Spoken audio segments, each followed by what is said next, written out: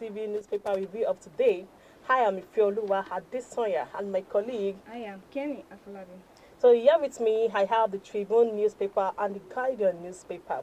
First of all, let's venture into the Tribune newspaper. Coalition waits on article Obi on harmonization of structures. We are ready, says CPC caucus. Plans to unveil party this month. There are indications about increasing hide and seek among co-promoters of the Rainbow Coalition being pulled together by some politicians across board to fight President Bola Tinubu for the 2027 presidency. Some interests within the coalition are increasingly becoming worried because this seeming lukewarm attitude of a few of the leaders, coupled with the opposition by the chieftains of parties initially thought that could be favorably disposed to the idea. While other key promoters of the coalition had the weekend were quoted to have said they are set for the harmonization of their structures into the coalition, two camps consider as critical to building the coalition are yet to make a definite move to fuse their machinery into the coalition. The full details of the story is in the Tribune newspaper. Over to you, Kenny. Here with me, I have the Punch newspaper. Rivers Emergency Road National Assembly's Kansas PDP governors launched its demand 1 billion naira. The National Assembly has urged the Supreme Court to dismiss the suits filed by 11 People Democratic Party governors challenging the declarations of the state of emergency in Rivers State. The federal legislature in its response contended that the plaintiff suit was particularly flame and lacked nuts.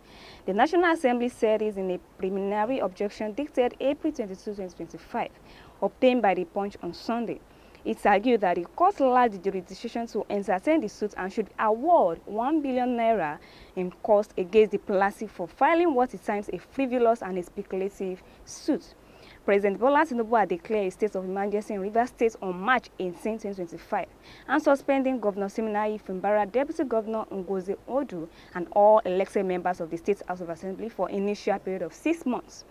Rivers Emergency Road National Assembly's concerned PDP governors launched a demand 1 billion naira.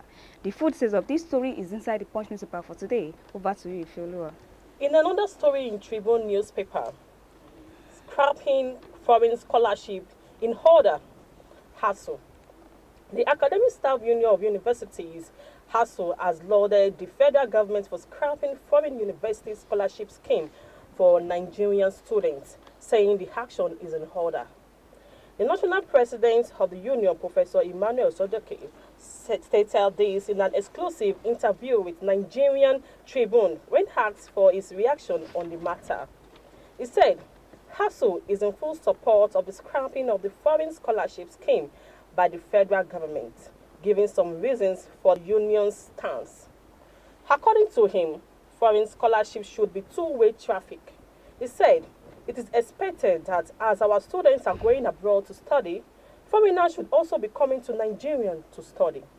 That is what bilateral relations is all about. You give me this and I give you that. The full details of the story is in the Tribune newspaper. Over to you, Kenny.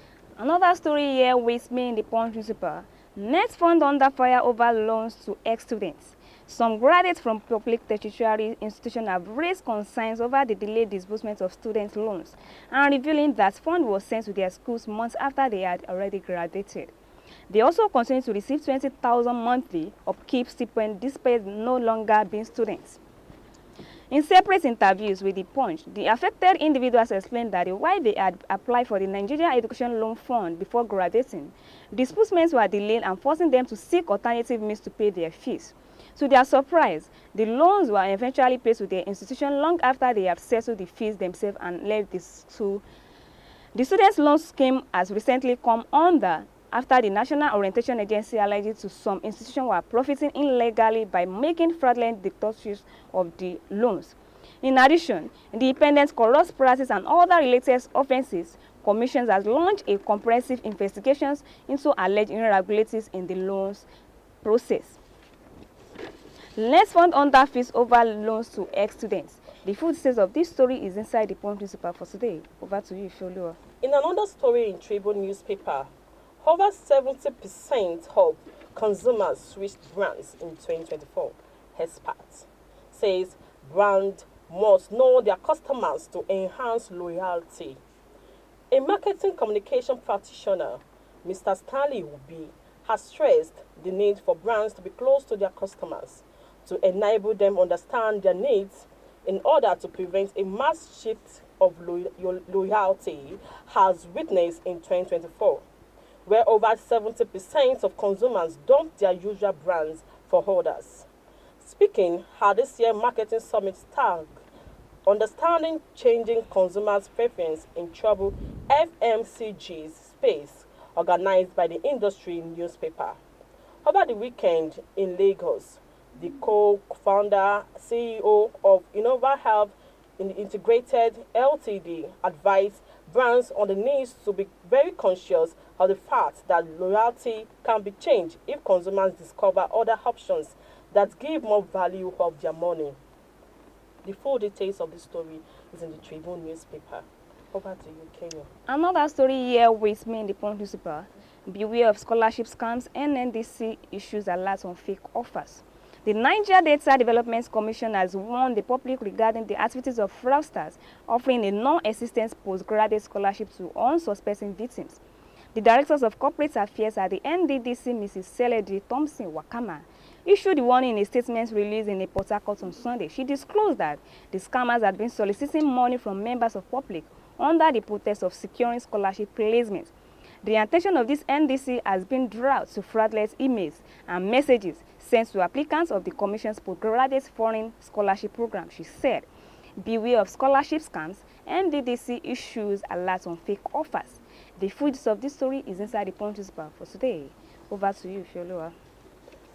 Moving on to Guardian newspaper. Fashola describes Nigerian constitution most maligned document. Former Minister of Works and Housing, Babatunde Fashola, has described Nigeria's constitution as the most maligned document despite its profound and useful objectives. He also called on Muslims to practice a type of faith that inspires good deeds, justice, and a positive impact on the society. Fashola also expressed concern about the rise of the religious bigotry and gatherings that do not promote spiritual growth, saying, "Let us not use faith as a decoration. It must guide our actions and push us to serve others selflessly." The former Lagos State Governor spoke at the weekend during the 30th anniversary lecture of Nasrullahi Fatih, NASFAT, held at the main auditorium of the Nigerian Institute of Medical Research, Yaba, Lagos. The full details of the story is in the Guardian newspaper. Over to you, Kenya. Another story here with me in the Vanguard newspaper. States of emergency Governor Dauda accused of launching political war against Tinubu. The Northern Patriots for Justice and Democracy have accused Zamfara State Governor Dauda Lawal of waging a political battles against President Bola Ahmed Tinubu and the Minister of State for Defense Bello Matawalle amid rising insecurity and calls for a state of emergency in the state. In a statement issued on Sunday in Kaduna and signed by Northern Patriots for Justice and Democracy, President Alhaji Ibrahim Shehu Gwandu, the group alleged that the Governor Lawal has withdrawn 10 billion naira from local government funds to sponsor a nationwide and international propaganda campaign aimed at sharing his administration from scrutiny. We have credible intelligence that Governor Dauda Lawal has withdrawn over 10 billion naira from several local government accounts to fund media propaganda and mobilize surrogate groups. He is not on the brink of collapse, Gwande said. The group claimed that this campaign was designed to deflect prayer from the presidency and undermine calls for federal intervention in several territory security situations. States of emergency, Governor Dauda accused of launching political war against Tinubu. The full details of this story is inside the Vanguard newspaper for today. Over to you, Sholua. In another story in Guardian newspaper, INEC under pressure not to register TNN as political party. The ninth resuming voters registration, Independent National Electoral Commission is reportedly under pressure not to register Team New Nigeria as a political party to contest the 2027 general election. Also, it is yet to announce any date for the resumption of the continuous voter registration CVR. TNN said pressure from high quarters is already mounting on the principal officers of INEC not to register TNN as political party in Nigeria due to its assuming popularity in the country. In a statement made available to journalists in Kaduna yesterday, its spokesperson, Dr. Mohammed Shaibu, said the association has applied for registration since 2024. According to the spokesperson, the application for registration has been submitted to INEC and was acknowledged since May 27, 2024. The full details of this story is in the Guardian newspaper. Over to you, Kenny. Another story here with me in the Vanguard newspaper for today. Aqua frowns on escalating hardship and sacks Nigeria government on security. Again, the leadership of the evangelical church winner All Aqua has called on the government at all levels to prioritize the security of Nigerians and find lasting solutions to incessant attacks and bring the perpetrators of killings to communities to book.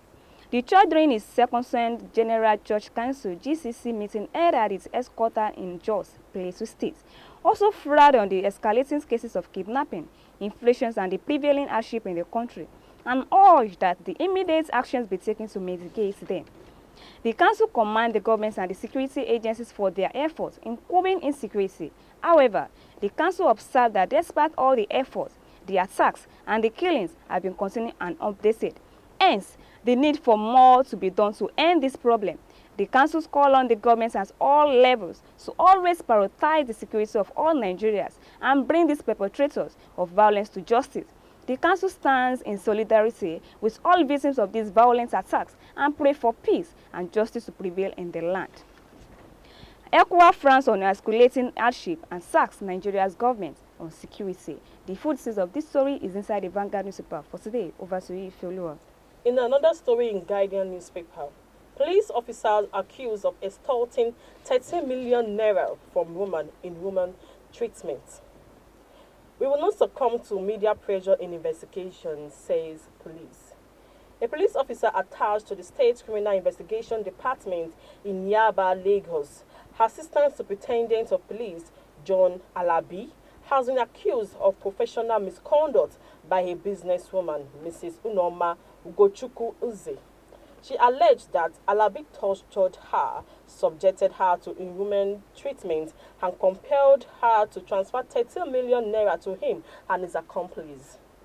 In two separate petitions addressed to the Lagos State Commissioner of Police and dated October 21, 2024 and January 6, 2025, Uze, through her lawyer Godi Ezimoha and co., detailed the alleged misconduct. She accused Alabi of orchestrating her prolonged detention to forcefully gain access to her bank accounts, transferring funds to third parties under the guise of recovering an alleged debt. The full details of the story is in the Guardian newspaper. Over to you, Kenny. That story was an interesting story. Very, very interesting. Lastly, story here with me in the Vanguard newspaper. 2027, we are here to fix dates for continuous voters registration resumption, says INEC. The Independent National Electoral Commission has announced that no date has been set for continuous voter registrations. The Commission also clarified that there is no current schedule for this transfer and replacement of lost permanent voters card. This clarification was made by INEC Chief Press Secretary Rotimi Oyekomi via the Commission's official's X account on Sunday. Oyekomi also urged the public to disregard vague and anonymous statements circulating online claiming that this service will resume on May 27. He emphasized that the Commission will make an official announcement about the resumption date through its verified channels at the appropriate time. 2027, we are here to fix dates for continuous voters registration resumption, says the INEC.